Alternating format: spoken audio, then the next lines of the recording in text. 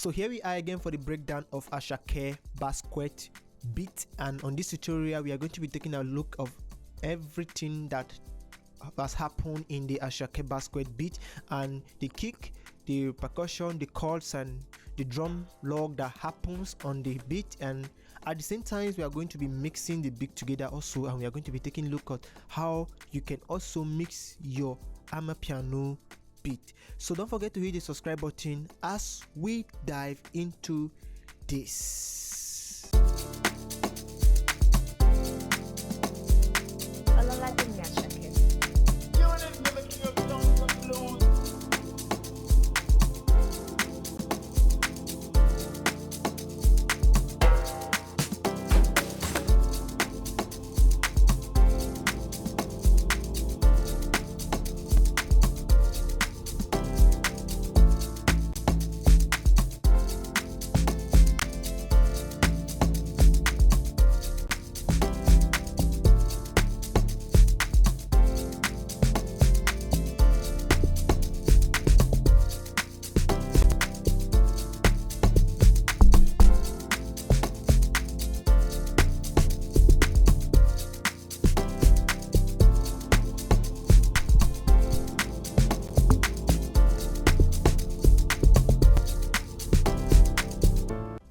Okay, let's start with a big breakdown. I think I started this with the drum, so I'll be going deep into the drum for your better understanding. So let's see what the drums sound like, the drums and rims, whereby I use some kind of different percussions.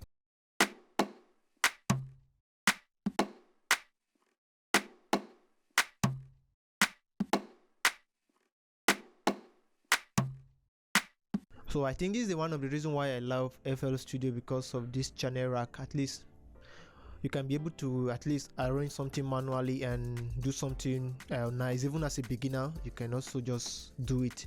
So what I basically did was a clap which sounds this way, and another clap which I picked from my percussions sound this way, and another percussions. So this is what I call segmenting your, like trying to like outline your drums in different ways, like these percussions, and also this, a conga and a tight conga there, and then something sounds this way, and this. So when I go through and I try to give the kind of vibe I want, so everything was sounding this way.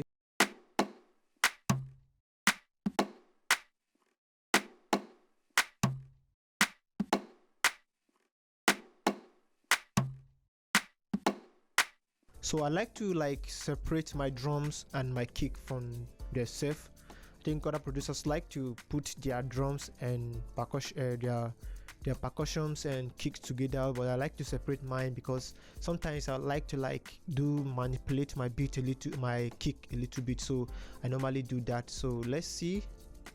This is my kick, and my kick sounds this way. I like to also like to see.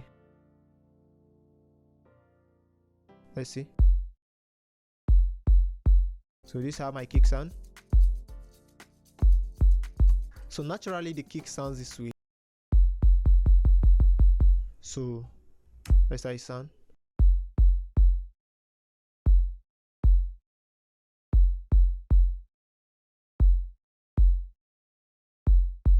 So together with it, together with the percussions, everything it sounds this way.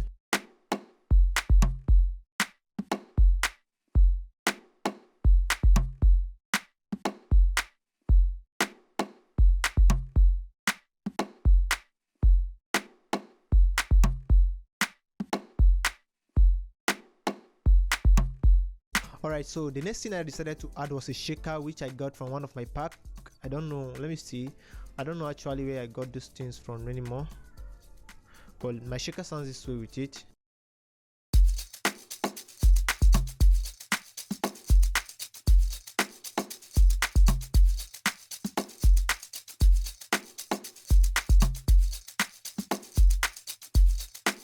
So my shaker is a shaker loop which I added to it. I have a hat, and then I added something else which sounds this way. A hat. This is the hat. Sorry, this is my hat. Drink. I didn't use this one, so let me get rid of this. I didn't use this. Okay. So my hat sounds that way, sounds this way. So all together with the hat, it sounds this way.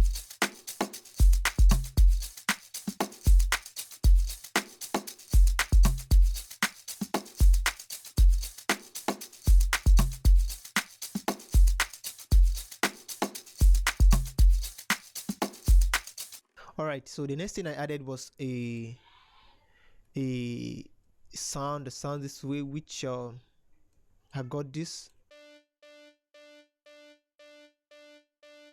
So I'll be talking about the mixing aspect. It was actually not standing that way at first, so I mix it. So after this, after the breakdown of the beat, then we'll go to the mixing aspect of beats. So let's see what I did here. I added this plugin. This is stock plugin for FL Studio. I use it and I have to put it in saw means, and so just try to like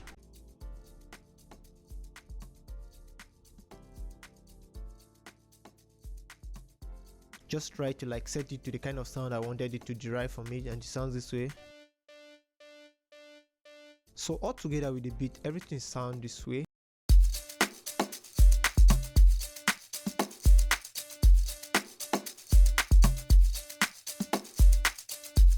So that was at the intro, and I just missed it to be at the bottom level of the beat. So another plugin I used was a chord which I played, which sounds this way. Let's take a look. So I doubled this chord to make it very deep and heavy. So let's see. So the first one, I used a purity and I selected this stage power. It's on piano and I selected this stage power, and it was sounding this way without this. Sorry, let me just play.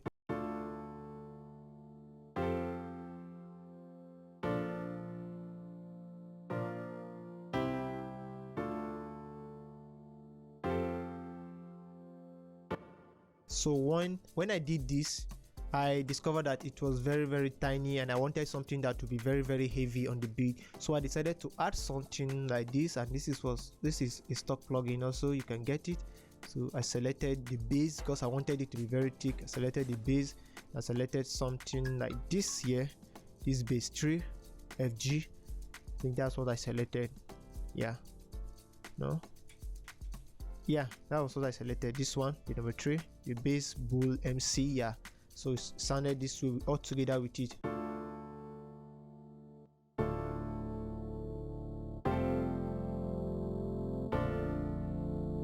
So it was the same chord on the other purity that I copied to this place. So I copied the chord in purity all together with it, and the both of them start to sound this way.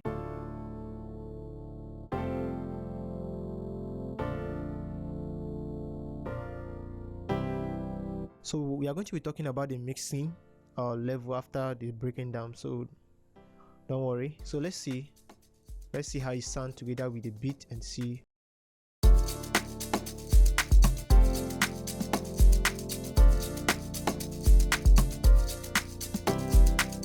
So making a Asake beat, you got to be like, you need to pick your percussions, heavy percussions, like percussions are very strong, you know.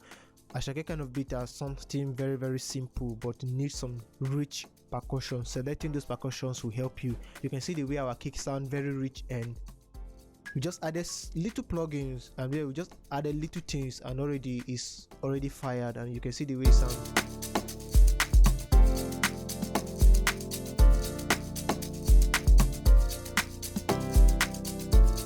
So I added another chord which was the same chord. It was just the same chord, just that I just changed some little format in it. That was the reason why. Let me just preview it for you guys to see. So it was still the same thing, just that I just changed some key here, and that was all I did here. So everything together was just sounding as normal. Then I just brought down in and I just tied to it as my chord tool to understand what I'm doing. Now let's talk about another plugin I added, which was a choir tune. Sounds this way.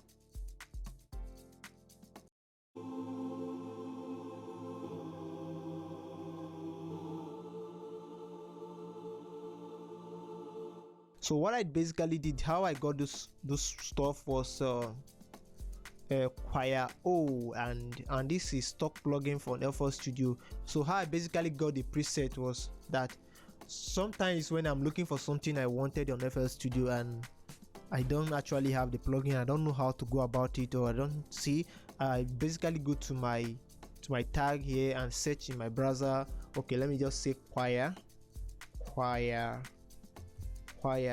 Once I type choir, I enter, you can see some preset that concern choir will just actually come out.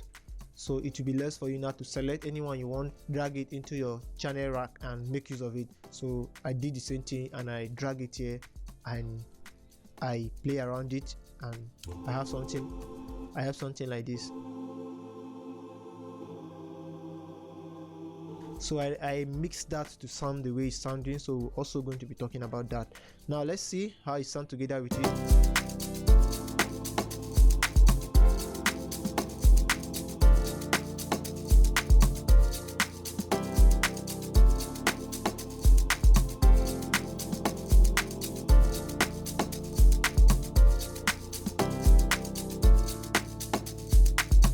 Okay, let's talk about something else, and you can see it was very simple, and the building of the beat was very simple, not that difficult for you not to understand. That's the reason why I'm trying to break it down for understanding. So I use a bass. My bass was like this, and this is my bass.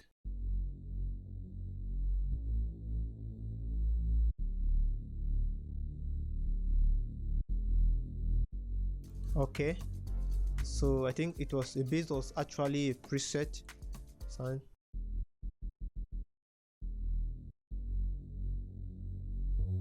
So I just selected that, so I just work on it on my mixer, like added it to it, and it sounds this way.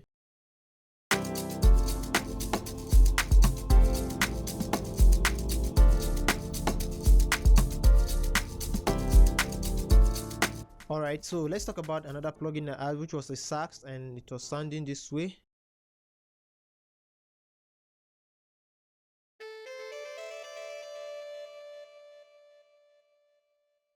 So I needed a sax, and then I decided to search on my stuff once again, and then sax, and I got something concerning that, and I selected on it and I make use of it, and it was fire. So I have to add some little reverb to that to sound that way. So let's see what it sounds together with the beat.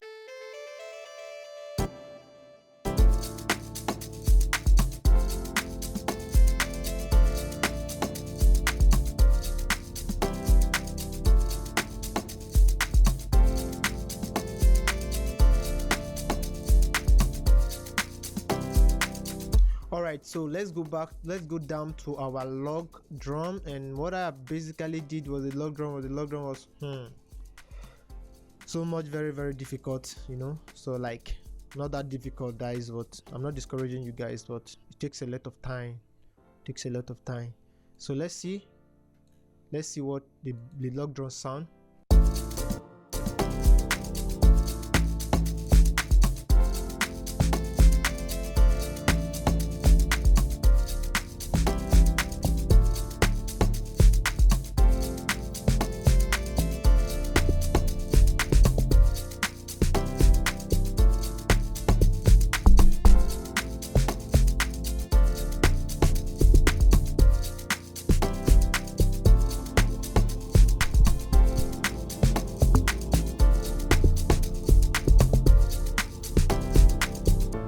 So the log drum was merged with snare, and in the log drum, I think the log drum sounds this way. So my log drum, let me just explain something. My log drum, like, it was long, so I decided to break it down like log 2, log 3, and log 4, and they are all sounding differently. That is it. So what I basically did here was like, this is my log, and then it sounds this way without the snare.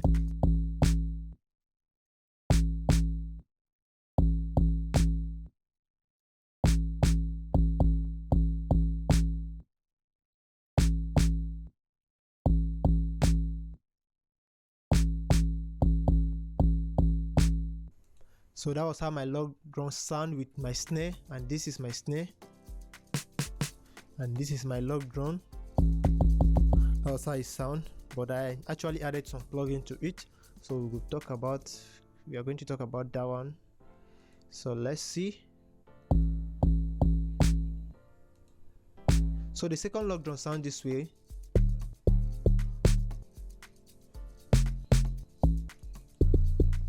This is the second log drum.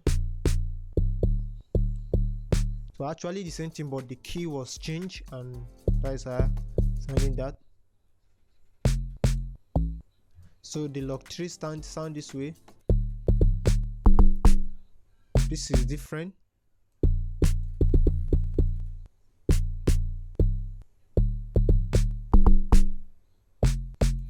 So the log 3 sound this way, which is the last.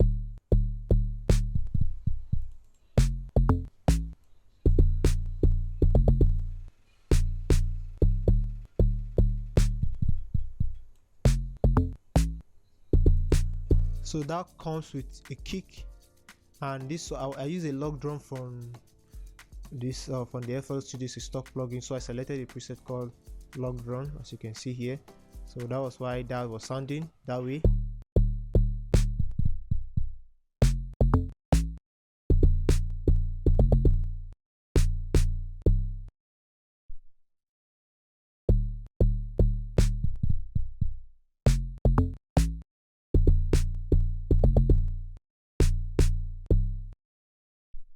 So that was all I did concerning my log drum.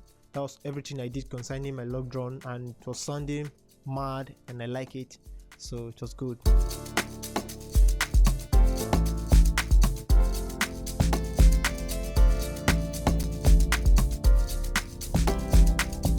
So concerning the sax, what I just did was I used an automation volume to like trim it down a little bit.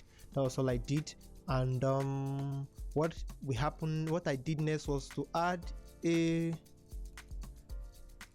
rose to it, to like giving the feeling of a breakdown of the beat, and it was sounding with the rose sounding this way.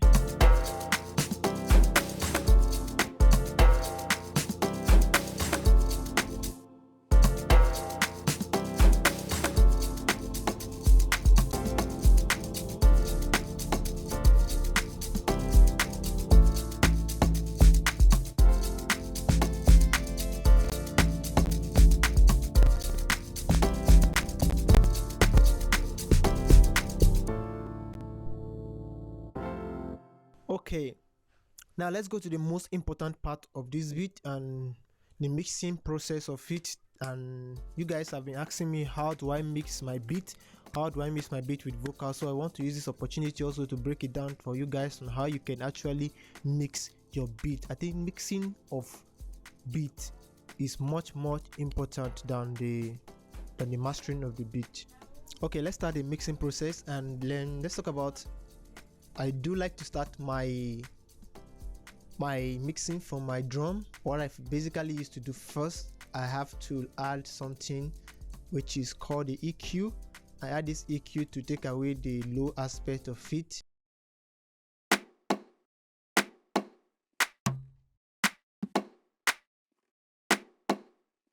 So the reason why I'm doing this is because I wanted to take away some space so that there will be space for my kick to breathe. I don't want everything to be jam-packed at the low end, so I have to cut that off. And then that's all I did with the EQ there. So I added an NLS bus from Wave to add some kind of punch to my, which I have to drive it to about 2.9.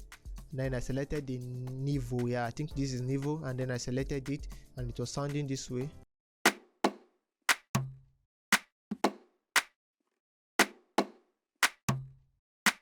I was only trying to add some good punch to my mix, so I added a virtual mix rack from Digital Plugs, and then you can see, you can also pause the video and copy the setting on your mix.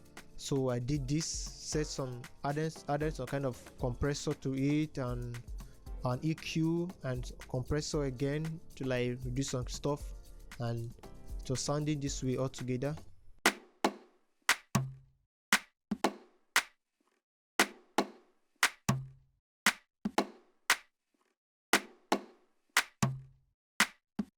So without all this plugin, it sounds this way. Let's bypass everything on that.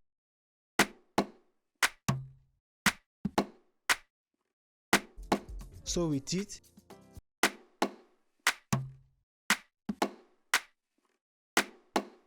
so you can see that you're sounding very calm and not piercing to the ear anymore. That is one of the things I wanted to get rid of, and that's what I basically did. So let's talk about our kick. So the next thing I mixed was the kick, and this is our kick. So first thing I did was to add a kick boss to our kick. So our kick was standing this way.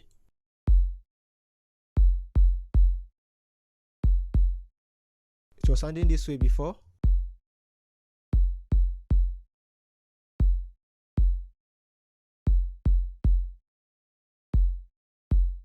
So I wanted some more punch, because once all my instruments start coming in, my kick might just get lost. So what I did there was to added a kick boss to it. This is my kick boss. It's a lovely plugin, and added it to it, and like set my stuff here to like 3 dB. So it was sounding this way.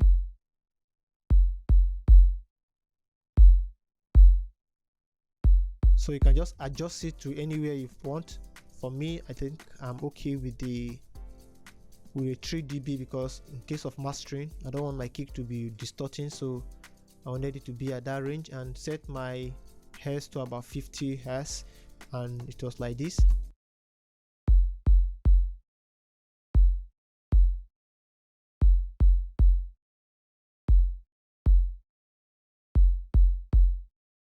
So that was what I basically did with it. And when it comes to my shaker, I didn't actually do anything with my shaker. Okay, I didn't actually did anything with my shaker. I just turned down the volume of my shaker a little bit. That was what I did with my shaker. So when it comes to my hat, let's see what I did with my hat.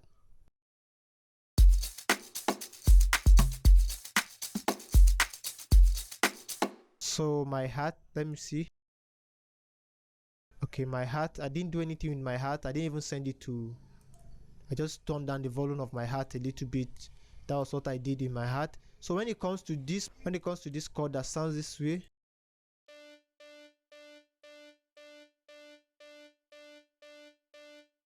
so what I basically did was like I just have to like add an EQ to it. So take away the low aspect, bring down the high a little bit, and it was sounding good.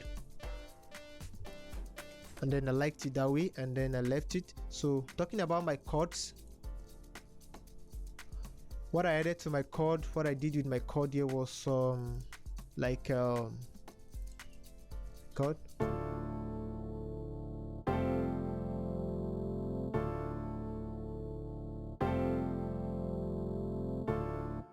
Okay, now what I actually did with my chord here was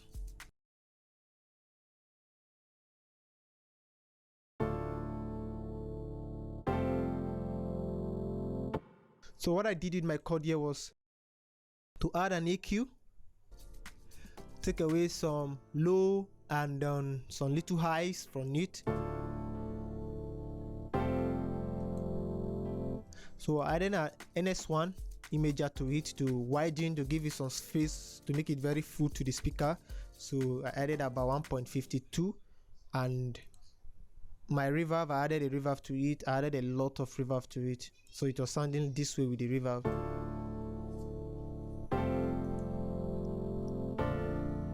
So without those plugins, it sounds this way.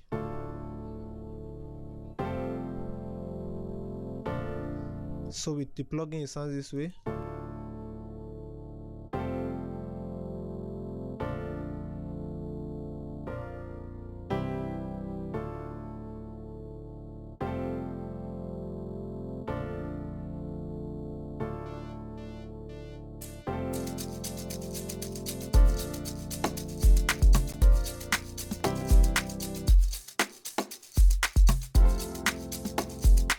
So when it comes to my choir sound,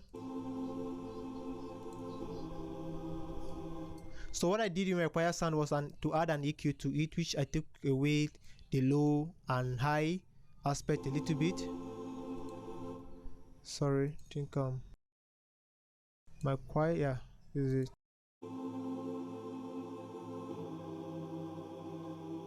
So I took away some low aspect. I didn't touch anything on the high.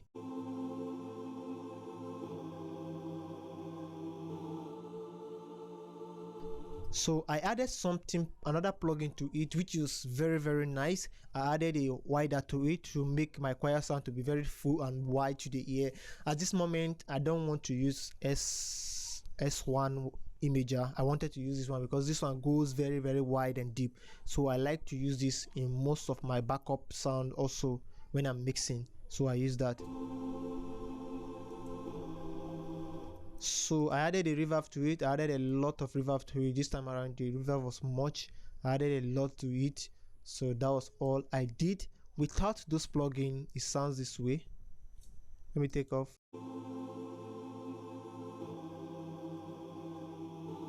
So with the plugins, it sounds this way.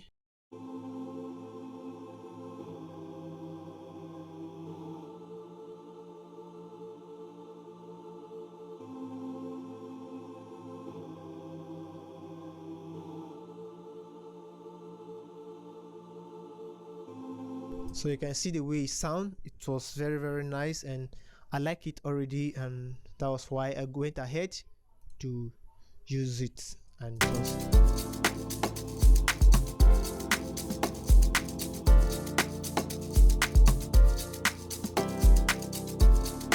so this was a big for Asake, and it was a very simple and a very nice piano beat.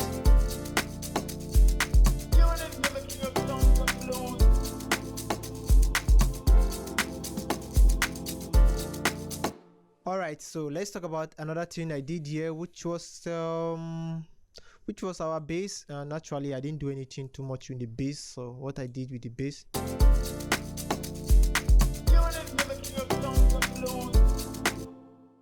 so my bass was like,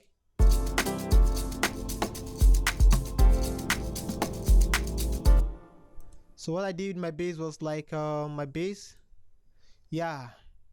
So what I did was just add an EQ to it, just only an EQ, take away the high, so that it will give the other percussions space to breathe and the vocal space to breathe. So I just did that. So that was all I did about that.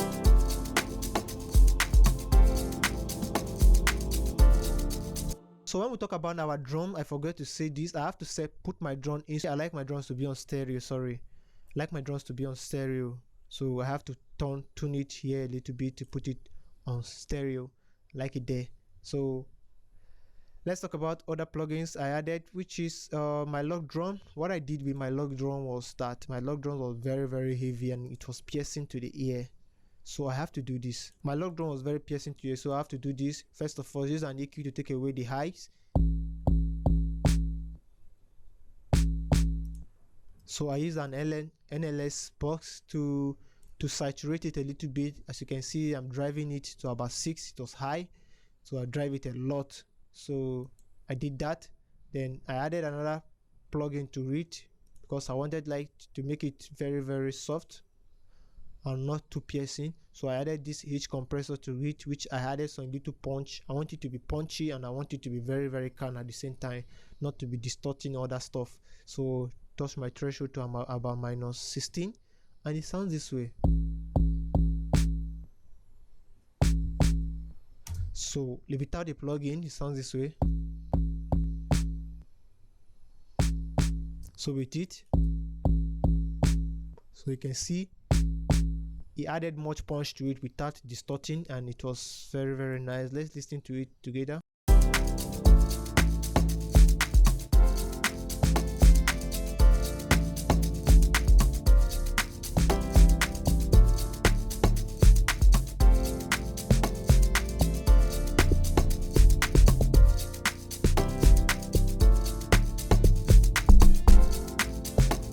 So that was all I did concerning the mixing process of this beat, and If you're enjoying the process of this beat, don't forget to hit the subscribe button, and don't forget to wait for the mastering process of this beat, which will be coming soon. So thanks guys, and thanks for watching.